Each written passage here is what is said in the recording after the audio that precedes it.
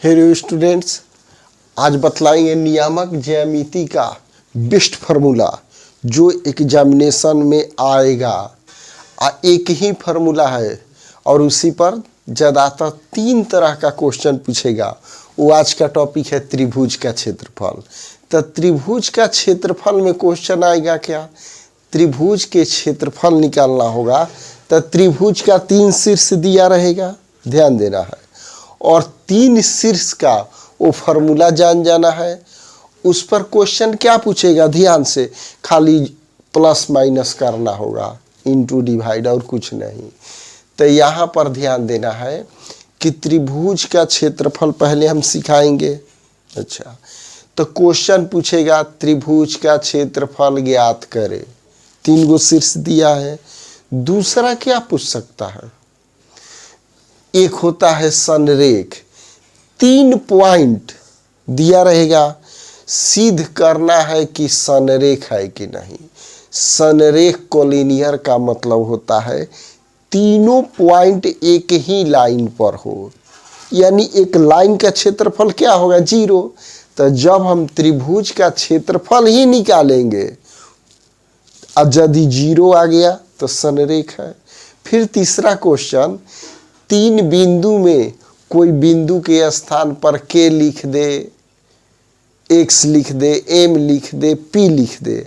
अब पूछेगा कि बताएगा कि जब तीनों बिंदु संरेख हो तो k का मान निकालें, p का मान निकालें। आज हम पूरा डिटेल से समझा देते हैं। ये 100% आएगा एग्जाम में इस तरह का क्वेश्चन। तो सबसे पहले हम इजी तरीका बतला देते हैं याद करने का कि त्रिभुज का क्षेत्रफल 1/2 x1 y2 माइनस, तो y1 y2 में गड़बड़ा जाएंगे। तो क्या करेंगे, ध्यान देना है। ये किसी को हम x1 y1 x2 y2 x3 y3 मान लेते हैं। तो यहाँ एक याद करने का नियम, माने 1-2 में मिस्टेक हो जाता है, तो याद कर लो यहाँ पर ऐसे बाबू। पहले नंबर याद कर लो 1 के बाद 2, इसके बाद 3। अब ध्यान दो, 1 के बाद क्या आएगा? 2 के बाद 3 के बाद 1 के बाद 2। तो ध्यान देना है ये कि जब x लिखेंगे तो y वाला ही चला देंगे, y2 y3। अगर x2 लिखेंगे तो y3 y1। अगर x3 लिखेंगे y1 माइनस y2। क्लियर हो गया? अब देखो यहाँ त्रिभुज का क्षेत्रफल में 1/2 ब्रैकेट ऐसे दे देंगे। x1 स्टार्टिंग में x रहेगा और घटाने वाला में y रहेगा। x तो 1 के बाद क्या होगा? 2 3, तो यहाँ लिख देंगे y2 माइनस y3। आ गया समझ में? फिर अब लिखेंगे x2, तो 2 लिख दिए, तब इसके बाद क्या आएगा? 3 1, यानी y3 माइनस y1। और फिर प्लस में क्या आ जाएगा? x3, तो 3 के बाद क्या आएगा? y1 minus y2। ऐसे घेर देंगे। तो फार्मूला हो गया 1/2 x1 y2 minus y3 x2 y3 minus y1 plus x3 y1 minus y3। अब ब्रैकेट, बस यही पूछेगा संरेख है, रैखिक है, तो क्षेत्रफल 0। तब देखो यहाँ पर एग्जाम्पल, इसको मान लो x1, इसको मान लो y1, इसको मान लो x2, इसको मान लो y2, इसको मान लो x3, इसको मान लो y3। त्रिभुज का क्षेत्रफल क्या बतला है? 1/2 bracket x1 y2 minus y3, यानी 4। अब माइनस करेंगे यहाँ पर तो क्या हो जाएगा? +6। माइनस को घटाने पर प्लस हो जाता है। फिर x2 तब -3, 2 के बाद क्या होगा? 3 1, तो ये -6 और 1, तो ये +2 हो जाएगा। फिर x3, तो ये हो गया 5, x3 5, तो 3 के बाद y1 y2, यानी -2 और -4। और यहाँ पर ही ध्यान देना होगा, कभी माइनस में भी आएगा तो उसको मॉड करके प्लस कर देना है। तो ये हो गया 1/2, 6 बचा क्या होगा 10, -3, 2 में से 6 घटाएंगे तो -4, तो ये प्लस हो जाएगा 4, अब फिर हो जाएगा +5, आई हो जाएगा -6, हो गया। अब यहाँ पर 1/2, ये हो गया 10, ये हो गया 12, ये हो गया हमारा 30, हो गया।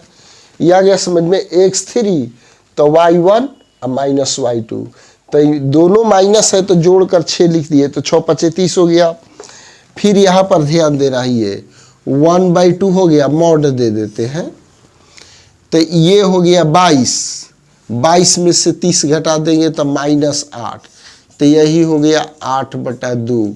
इसी को स्क्वायर यूनिट से लिखा जाता है, स्क्वायर यूनिट, यानी कितना आया 4 स्क्वायर यूनिट, इसको वर्ग इकाई कहा जाता है। क्लियर आ गया समझ में? तो बस इसी तरह से संरेख में भी क्षेत्रफल ही निकालना है, केवल उसका 0 आएगा। संरेख जहां पूछेगा क्षेत्रफल 0, तो उसमें 1/2 लिखे ना लिखे कोई दिक्कत नहीं है। तो यहां पर इसको बतला देते हैं। यहां पर दिया है क्या, संरेख। संरेख का मतलब होता है त्रिभुज का क्षेत्रफल जो होता है वो क्या होगा 0। त्रिभुज का क्षेत्रफल में 1/2 लिखना जरूरी नहीं है, x1 होता है, x1 तो y2 - y3, और फिर x2 हो जाएगा, y3 - y1 हो जाएगा, प्लस x3 y1 - y2 हो जाएगा = 0। तो ये हो गया x1 y1, x2 y2, x3 y3 मान लेते हैं।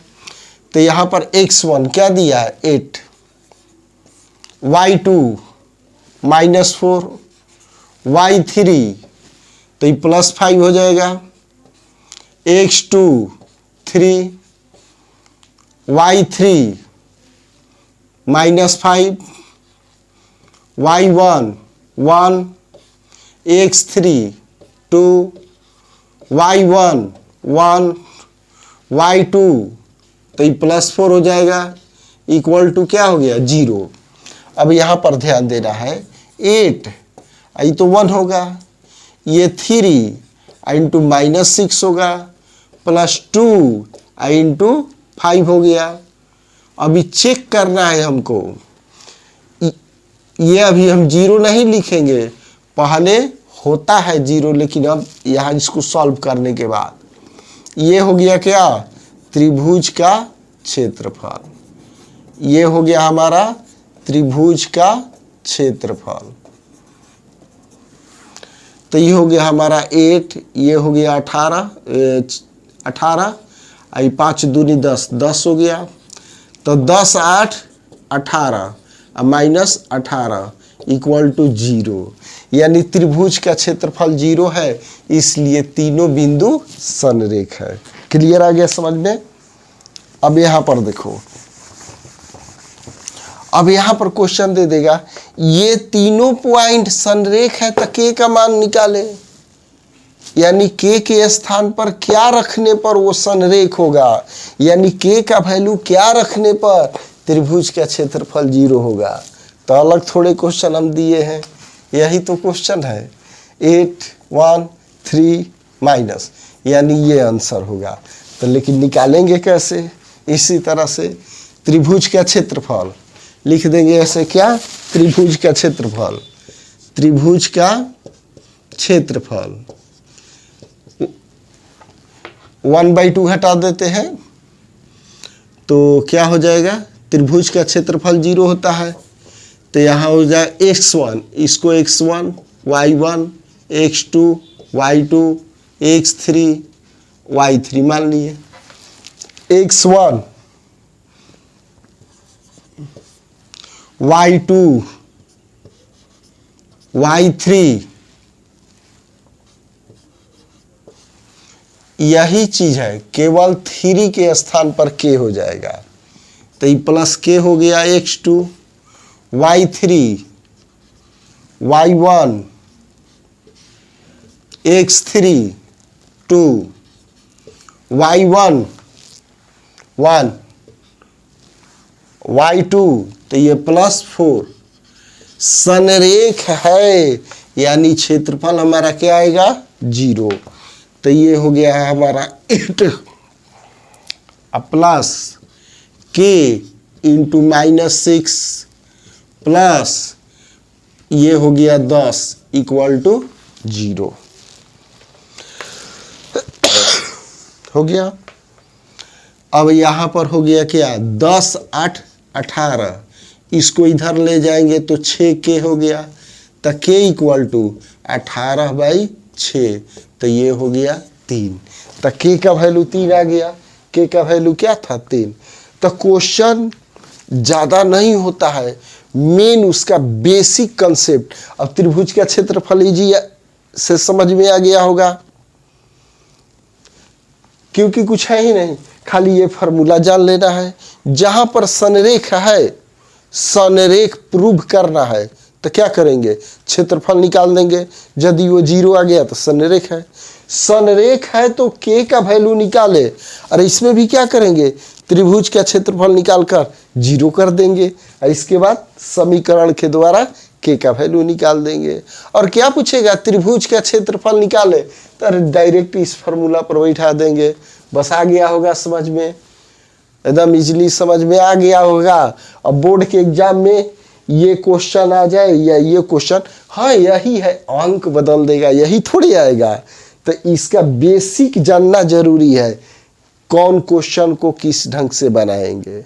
ओके।